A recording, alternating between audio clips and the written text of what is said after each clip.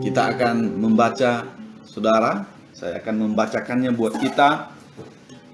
Saudara-saudaraku yang kekasih, janganlah percaya akan setiap roh, tetapi ujilah roh-roh itu, apakah mereka berasal dari Allah? Sebab banyak nabi-nabi palsu yang telah muncul dan pergi ke seluruh dunia.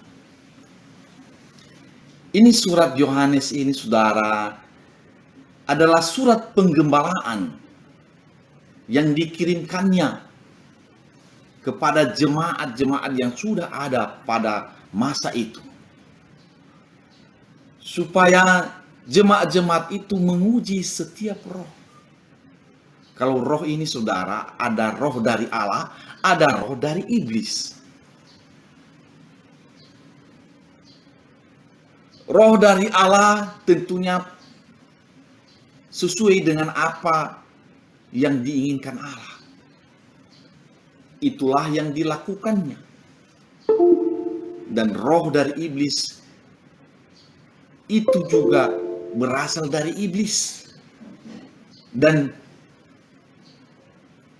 apa yang akan dilakukannya yaitu untuk melawan apa yang dikehendaki Allah. Makanya Rasul Yohanes mengirimkan ini supaya setiap anak-anak Tuhan, anak-anak Allah yang sudah percaya kepada Yesus sebagai Tuhan dan Juru Selamat tidak tersesat.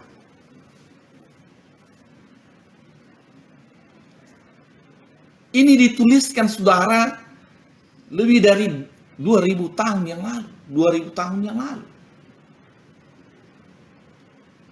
Ketika banyak pengajaran-pengajaran di luar daripada pengajaran para rasul telah muncul, itu sebagai saingan supaya manusia tidak mengenal Allah yang sesungguhnya.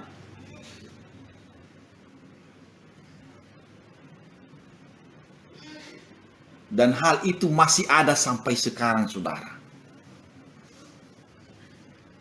Ketika kita menyampaikan firman Tuhan yang sesuai dengan kebenaran, ada juga orang-orang yang menyampaikan yang berbeda, yang melawan firman Tuhan. Makanya Tuhan Yesus telah meletakkan satu pedoman yang harus kita lakukan sebagai anak-anak Allah, yaitu ketika kita mendengarkan firman yang keluar dari mulut Allah, mari kita renungkan dan kita lakukan dalam kehidupan kita sehari-hari. Di Matius 7 dikatakannya itu, saudara, barang siapa mendengarkan firman Tuhan dan melakukannya, ia seperti seorang yang membangun rumah di atas batu. Sehingga kalau ada pengajaran-pengajaran yang menyimpang, yang melawan firman Tuhan, maka kita tidak akan tergoyahkan. Oleh sebab itu, kita sebagai anak-anak Tuhan wajib merenungkan firman Tuhan siang dan malam. Kita baca firman Tuhan itu. Tuhan Yesus adalah batu penjuru. Tuhan Yesus adalah pokok anggur yang benar. Artinya kalau ada pokok anggur yang benar, ada juga pokok anggur yang tidak benar. Ada firman yang benar, berarti ada firman yang tidak benar. Jadi ada pengajaran yang benar, jadi ada pengajaran yang tidak benar. Mari kita belajar sungguh-sungguh. Kita baca firman Tuhan. Bagaimana firman Tuhan itu ditulis. Apa yang disampaikan oleh Yesus. Semua pengajaran di dunia ini, saudara, yang mengatasnamakan orang-orang yang mengikut Yesus, harus berpedoman dengan apa kata Yesus. Karena Yesus itu adalah firman. Firman itu adalah Allah. Jadi pedoman utama dalam pengajaran untuk mengikut Yesus adalah apa yang telah disampaikan Tuhan Yesus datang ke dunia. Itu yang menjadi patokan utama. Itu pedoman utama. Itu undang-undang dasarnya. Semua yang disampaikan Tuhan Yesus itu. Dan kemudian pengajaran-pengajaran para rasul itu harus selalu berpedoman kepada apa yang telah disampaikan Yesus. Bahkan apa yang disampaikan oleh Musa itu harus dibandingkan dengan apa yang telah disampaikan oleh Yesus. Karena Yesus sendiri datang ke dunia untuk menggenapi itu. Untuk menyempurnakan itu. Dia adalah firman sendiri. Dia adalah Allah sendiri turun untuk menyampaikan yang sebenarnya. Yang sebenarnya kehendak Allah itu apa? Sama seperti yang disampaikan di dalam hukum Taurat. Gigi ganti gigi. Sementara Yesus mengatakan, kasihilah musuhmu. Yesus mengatakan, siapa yang marah terhadap saudaranya, yang menaruh dendam terhadap saudaranya, itu sudah sama dengan membunuh. Jadi artinya kualitas dari para firman itu lebih tinggi lagi. Jadi pedoman utama kita dalam mengajar adalah apa kata Yesus. Kalau di dalam firman Tuhan yang tercatat di dalam hukum Taurat, jangan berzina, tapi Yesus menyempurnakan itu. Barang siapa yang melihat perempuan dan menginginkannya, artinya menginginkan untuk menzinahi perempuan itu sudah berzina. Jadi keinginan saja sudah menjadi dosa, saudara. Jadi betapa salehnya kita menjadi orang Kristen sebenarnya. Menjadi orang yang percaya kepada Yesus itu sebenarnya betapa salehnya, betapa sucinya sebenarnya kita ini yang diharapkan oleh Tuhan. Namun Tuhan Yesus adalah Tuhan yang sabar. Dia menunggu pertobatan kita. Dia menunggu kita. Dia adalah Bapa yang sangat baik. Yang rindu untuk anak-anaknya pulang. Untuk melakukan apa yang benar. Apa yang sesuai dengan kehendaknya. Yesus itu adalah Bapa yang baik. Kalau ada anak-anaknya yang menyesal dan bertobat dan pulang kepadanya, datang kepadanya, dia akan mengampuninya.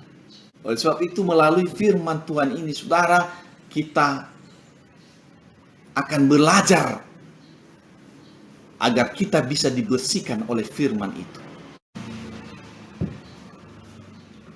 Ayat 2. Demikianlah kita mengenal roh Allah. Setiap roh yang mengaku bahwa Yesus Kristus telah datang sebagai manusia berasal dari Allah. Ini kunci utamanya, saudara. Setiap roh yang mengaku bahwa Yesus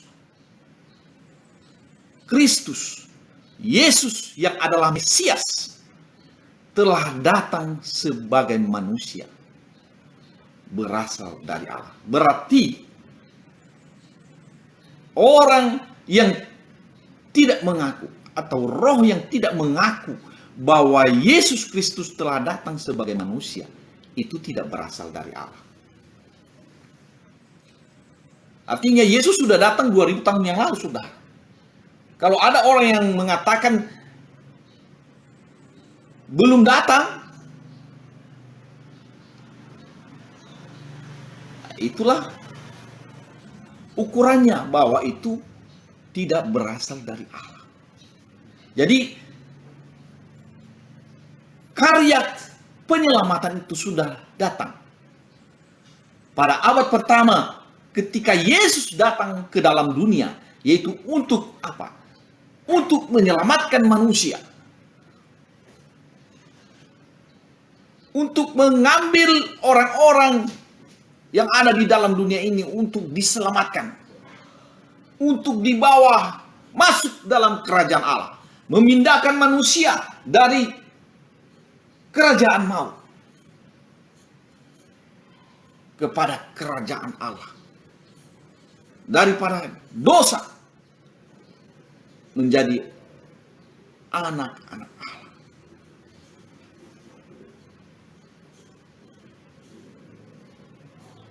Itulah yang disampaikan di sini bahwa Yesus atau Mesias sudah datang. Jangan menunggu Mesias lagi. Kalau itu dikatakan bahwa kita menunggu Mesias lagi, itu artinya menurut Rasul Yohanes bahwa itu tidak berasal dari Allah. Jadi Yesus Kristus, Mesias itu telah datang sebagai manusia untuk menyelamatkan manusia dari hukum dosa. Ayat 3, dan setiap orang yang tidak mengaku Yesus tidak berasal dari Allah. Roh itu adalah roh antikristus. Jadi kalau ada orang-orang yang mengajarkan bahwa Yesus itu bukan juru selamat, itu adalah roh antikristus. Roh antikristus, dan tentang dia telah kamu dengar bahwa ia akan datang dan sekarang ia sudah ada di dalam dunia. Artinya sejak sekitar 2000 tahun yang lalu roh antikristus itu sudah datang. Apa gunanya, saudara? Itu untuk menyesatkan orang. Supaya orang tidak melihat kebenaran, tidak mengenal kebenaran. Itu keinginannya. Jadi Yesus telah datang ke dalam dunia itu untuk membawa firman yang hidup. Karena dia adalah firman yang hidup. Dan iblis tidak senang. Makanya ada roh antikristus muncul untuk menggagalkan orang-orang yang percaya kepada Yesus supaya tidak jadi masuk dalam kerajaan Allah. Itu keinginannya. Itulah rancangannya, dan itu sudah datang dan terus. Dan ini terus. Jadi inilah satu tantangan bagi anak-anak Tuhan untuk bisa menyaring pengajaran-pengajaran, untuk menguji pengajaran-pengajaran yang tidak berasal daripada Allah, daripada roh Allah. Karena Yesus sudah mengatakan juga bahwa roh kebenaran dicurahkan kepada kita semua. Ketika Yesus berbicara kepada murid-muridnya, dia mengatakan, aku akan mengutus roh kebenaran kepadamu, yang mengingatkan manusia akan dosa, akan kebenaran, dan akan penghakiman. Jadi Yesus sudah menyampaikan itu. Dan sekarang ini roh kebenaran itu ada di dalam kita, di sekeliling kita, telah dicurahkan kepada kita. Ketika Yesus naik ke sorga 50 hari setelah kematiannya, Roh Kudus itu turun atas semua manusia. Turun kepada para rasul.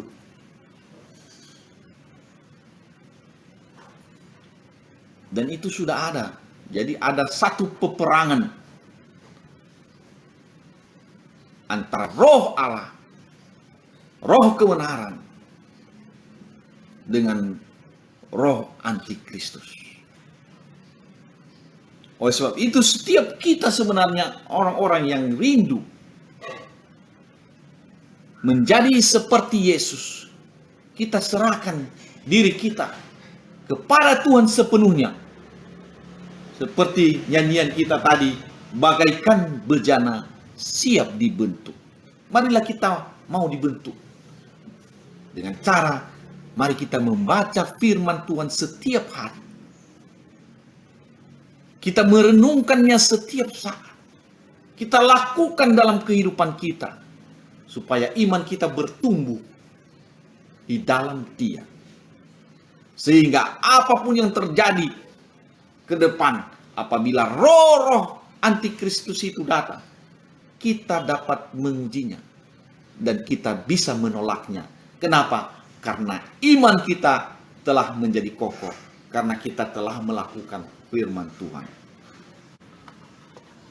Ayat 4. Kamu berasal dari Allah, anak-anakku, dan kamu telah mengalahkan nabi-nabi palsu itu.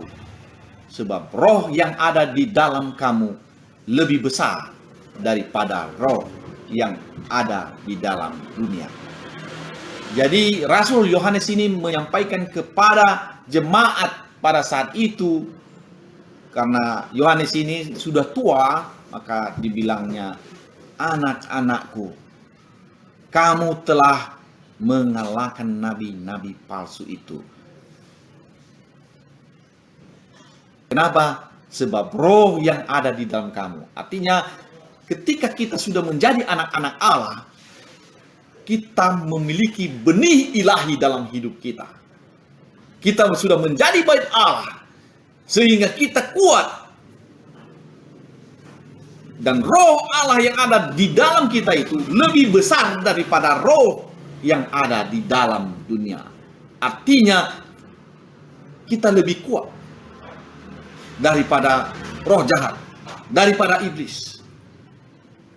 Karena roh Allah sendiri ada di dalam kita.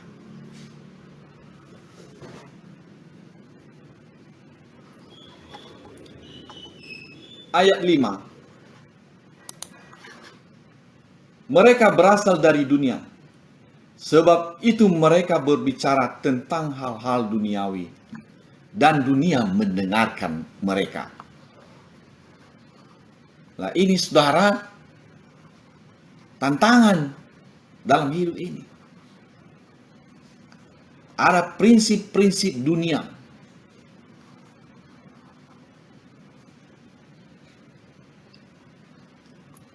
Yang dipakai oleh roh antikristus untuk menggoyahkan iman kita. Roh ini berasal dari dunia. Sebab itu mereka berbicara tentang hal-hal duniawi. Ini akan memberikan kepada kita kata-kata yang membuat kita khawatir akan hidup. Sehingga kita akan ketakutan. Sehingga kita akan mendengarkan mereka. Karena ada penyesatan-penyesatan yang keluar. Bisa saja jadi mereka menyamar sebagai hamba-hamba Tuhan juga. Meningkatkan kekhawatiran kita akan hidup. Padahal Tuhan Yesus sudah mengajar kita, janganlah khawatir akan hidup. Dan ini memang kenyataan, saudara. Ketika kita khawatir, kita akan mengambil jalan pintas yang ditawarkan oleh roh antikristus ini. Sehingga kita melakukannya. Ayat 6. Kami berasal dari Allah. Barang siapa mengenal Allah, ia mendengarkan kami. Maksudnya ini, barang siapa yang mengenal Allah itu akan mendengarkan apa yang disampaikan oleh para rasul, yaitu Yohanes, Rasul Yohanes pada saat itu. Barang siapa tidak berasal dari Allah, ia tidak mendengarkan kami. Itulah tandanya roh kebenaran dan roh yang menyesatkan. Jadi ada dua kekuatan di dalam dunia ini, yaitu roh kebenaran dan roh yang menyesatkan. Dan ini sedang bertarung terus-menerus. Roh penyesat itu seperti singa yang mengaum-ngaum. Dia mencari celah setiap saat. Dia berkeliling untuk mencari celah, untuk menjatuhkan anak-anak Tuhan. Karena itu memang kehendaknya. Karena itulah yang diinginkannya. Makanya Petrus mengatakan, waspadalah. Iblis itu seperti singa yang mengaum-ngaum, yang berkeliling senantiasa, mencari celah bagi kita. Makanya jangan berikan celah. Jangan berikan kesempatan kepada iblis, kepada roh penyesat itu untuk masuk dalam kehidupan kita. Bagaimana caranya, saudara? Mari kita intim dengan Tuhan setiap saat. Jangan terpisah dari Allah. Allah kita adalah Allah yang senantiasa ada di dalam kita, di sekeliling kita, di dalam kehidupan kita. Ketika terjadi sesuatu, mari kita berkomunikasi dengan Dia setiap saat. Karena kita adalah ranting. Yesus mengatakan, akulah pokok dan kamu adalah ranting-ranting. Seperti sebuah tanaman yang memiliki batang dan memiliki ranting yang tidak pernah terpisah. Ada aliran-aliran di sana. Jadi aliran-aliran Roh Kudus, aliran-aliran makanan rohani, tetap ada link antara kita dan Allah. Dan itu tidak terputus walau sedetik pun. Sama seperti pohon dan ranting. Sebenarnya itulah hubungan kita dengan Tuhan kita. Seperti batang pohon dan ranting. Tidak terpisah. Makanya Yesus mengatakan, tinggallah di dalam aku dan firman-Ku tinggal di dalam kamu. Bagaimana itu bisa terjadi, saudara? Ketika kita melakukan firman. Kita membaca firman Tuhan, kita hidup di dalam firman Tuhan, maka kita dapat mengalahkan roh antikristus itu. Ayat 7, saudara-saudaraku yang kekasih, marilah kita saling mengasihi, sebab kasih itu berasal dari Allah. Dan setiap orang yang mengasihi lahir dari Allah dan mengenal Allah. Jadi ini sebuah tanda bahwa orang-orang yang ada di dalam Tuhan ada satu ikatan, yaitu saling mengasihi. Karena mereka memiliki roh yang sama. Karena kita adalah lahir dari Allah dan mengenal Allah. Jangan kita membenci orang. Kalau sudah berbeda suku dengan kita, kita membencinya. Berbeda denominasi gereja dengan kita, kita membencinya. Jangan. Kita harus saling mengasihi. Memang kita jangan berkompromi dengan roh jahat, dengan penyesat. Memang iya. Tetapi sangat sulit bagi kita untuk membedakan itu kalau kita tidak benar-benar ada di dalam Allah. Makanya kita harus terus dengar-dengaran dengan Tuhan, sehingga kita bisa menguji roh-roh itu. 8. Barang siapa tidak mengasihi, ia tidak mengenal Allah, sebab Allah adalah kasih. Jadi kalau kita tidak mengasihi, berarti kita tidak mengenal Allah. Namun jangan kita mengasihi iblis. Itu salah udah. Ya, sudah jelas dia berasal dari roh antikristus. Karena kita mengasihi dia, ya kita menuruti saja apa kehendaknya. Makanya kita harus kembali kepada apa yang diajarkan oleh Yesus. Apa kata Yesus? Itulah yang menjadi pedoman utama. Sehingga kita tidak dapat dipengaruhi oleh pengajaran-pengajaran daripada roh antikristus itu. Kita mengasihi saudara-saudara kita yang memang benar-benar berasal dari Allah. Bukan roh antikristus yang kita kasihi juga. Kasih yang disampaikan oleh Tuhan ini adalah kasih agape. Kasih tanpa pamrih. Kasih Allah. 9. Dalam hal inilah kasih Allah dinyatakan di tengah-tengah kita, yaitu bahwa Allah telah mengutus anaknya yang tunggal ke dalam dunia supaya kita hidup olehnya.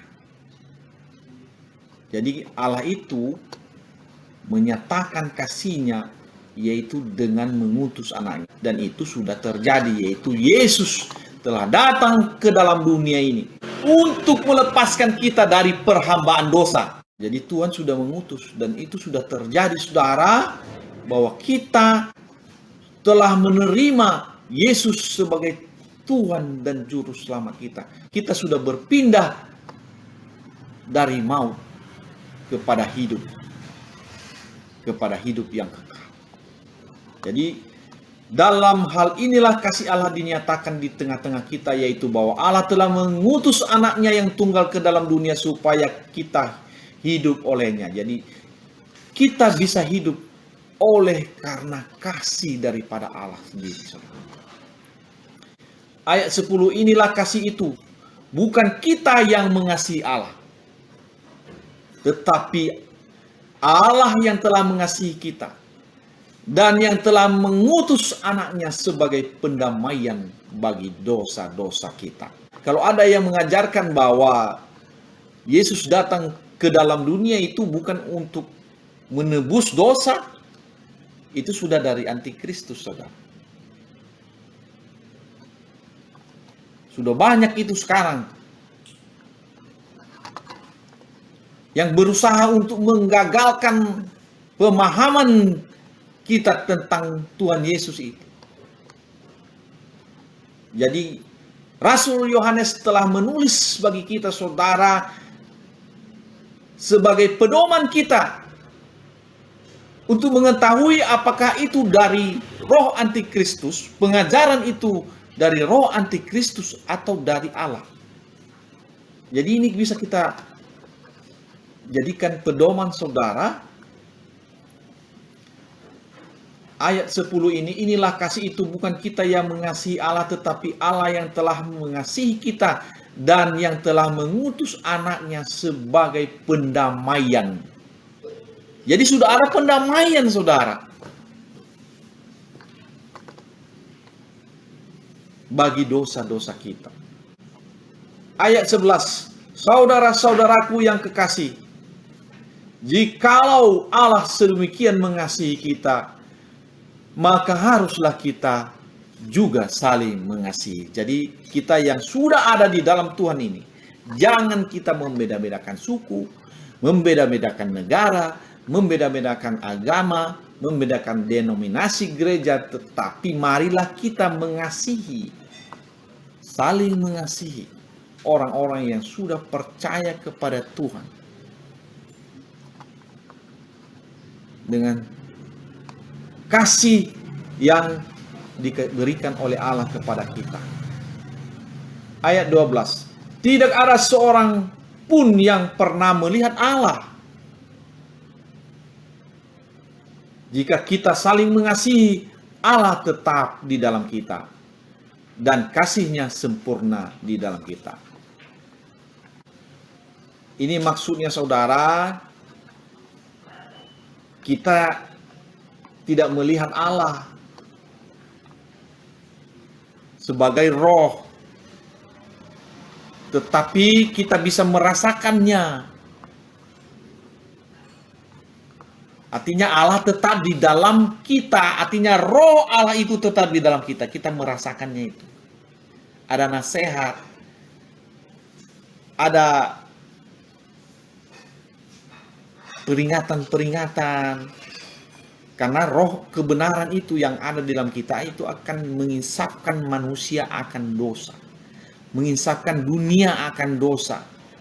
Akan kebenaran, akan firman Tuhan yang telah pernah disampaikannya, yang tertulis di dalam Alkitab ini. Dia mengingatkan kita, dan juga akan penghakim bahwa pada akhirnya ada penghakiman.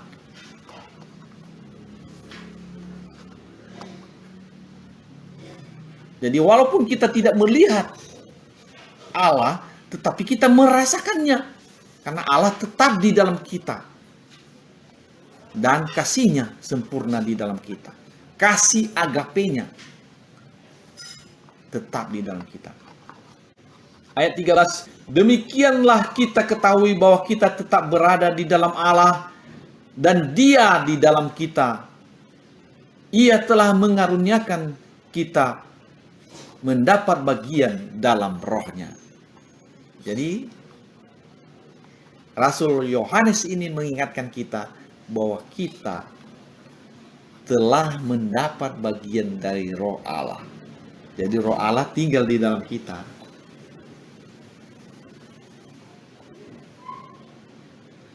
Ayat 14. Dan kami telah melihat dan bersaksi bahwa Bapa telah mengutus anaknya menjadi juru selamat dunia. Jadi ini tidak diragukan lagi, saudara. Memang benar, Yesus Kristus Tuhan kita adalah Mesias. Dia adalah juru selamat dunia.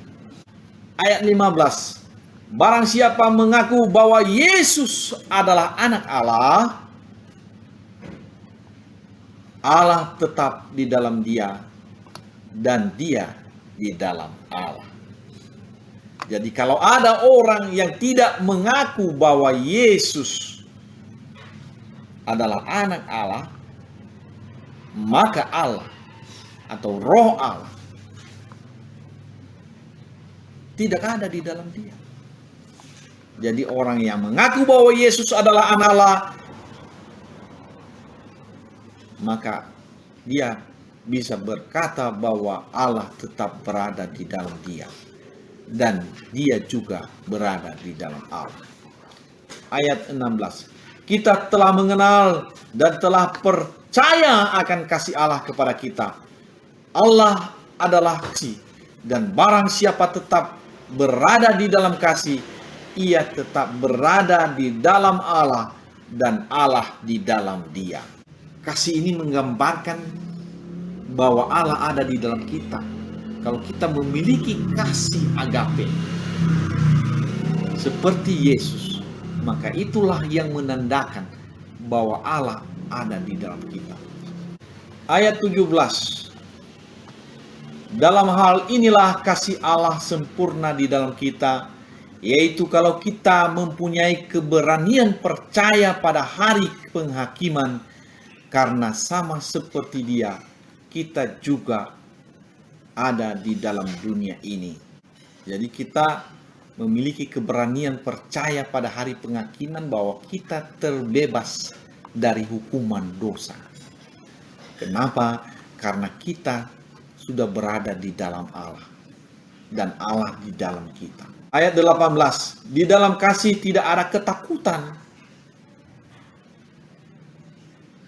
Jadi kita yang sudah menjadi anak-anak Allah ini, dan kita melakukan firman Tuhan untuk saling mengasihi, maka di dalam kita tidak ada ketakutan. Kenapa? Karena kita sudah melakukan firman. Kasih yang sempurna melenyapkan ketakutan. Ini kasih agape, saudara. Karena kalau kita melakukan ini, memiliki kasih yang dari Allah, maka kita tidak akan ada ketakutan dalam hidup kita. Sebab ketakutan mengandung hukuman, Dan barang siapa takut, ia tidak sempurna di dalam kasih. Jadi kalau ada ketakutan kita, saudara, maka itu kita tidak sempurna di dalam kasih. 19. Kita mengasihi karena Allah lebih dahulu mengasihi kita. Artinya kita bisa mengasihi itu karena memang Allah sudah mengasihi kita, dan kasih itu sudah ada di dalam kita, sama seperti doa Tuhan Yesus ini. Tuhan Yesus pernah berdoa, aku berdoa untuk mereka supaya kasih agape yang ada di dalam Allah ada di dalam murid-muridnya, di dalam murid-murid Yesus, di dalam kita sebagai anak-anak Allah sekarang ini, sebagai anak-anak Tuhan. Ayat 20. Jikalau seorang berkata, aku mengasihi Allah, dan ia membenci saudaranya, maka ia adalah pendusta. Jadi ini adalah satu ketetapan, saudara. Suatu tanda. Kalau kita membenci saudara kita, berarti kita sebenarnya pendusta. Karena barang siapa tidak mengasihi saudaranya yang dilihatnya, tidak mungkin mengasihi Allah yang tidak dilihatnya. Jadi kalau kita hanya berpura-pura saja, atau kita memiliki kasih yang berpura-pura kepada orang-orang yang ada di sekeliling kita, pura-pura saja, maka kasih Allah memang benar-benar tidak ada dalam kita. Jadi bagaimana kita mengasihi, kita mengatakan kita mengasihi Allah, sementara orang yang ada di sekeliling kita, saudara kita, contohnya serumah dengan kita, istri dan anak-anak kita, atau suami yang ada di dalam rumah kita sendiri, kita tidak mengasihi mereka. Ini dia. Sebenarnya kita ini adalah pendusta.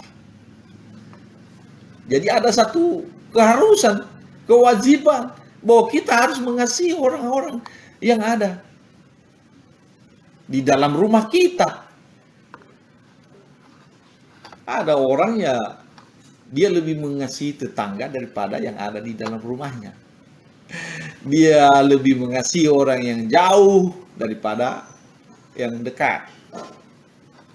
Yang dilihatnya sendiri dia tidak kasih. Bagaimana dia mengasihi Allah yang tidak dilihat?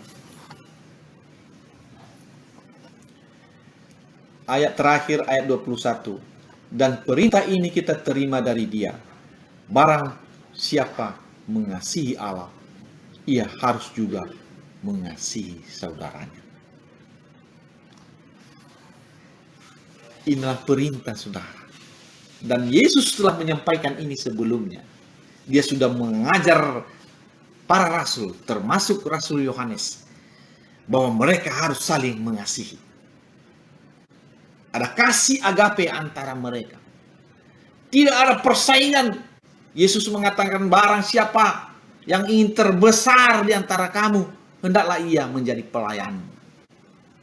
Banyak sekarang denominasi gereja saling bersaing. Bersaing supaya ini, dia yang ini, dia yang ini. Dia bahkan bisa menyatakan hanya di sinilah ada Tuhan, di sana tidak ada. Allah itu adalah roh.